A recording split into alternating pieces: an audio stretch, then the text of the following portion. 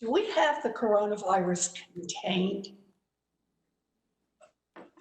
Senator, thank you for the question. Right now, it depends on what you mean by containment. If you think that we have it completely under control, we don't.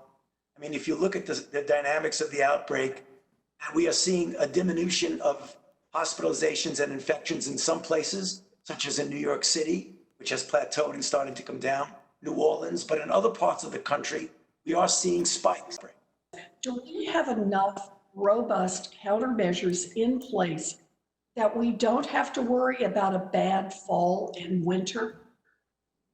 Right now, the projection, as you've heard from Admiral Giroir, with regard to testing and other elements that would be needed to respond, the projection is that by the time we get to the end of the summer and early fall, that we will have that in place.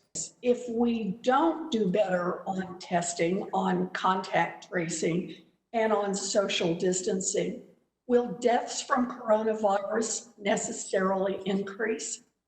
Of course, if you do not do an adequate response, we will have the deleterious consequence of more infections and more deaths. And that's the reason why you quoted me, Senator, quite correctly in everything you said, and I will stand by that.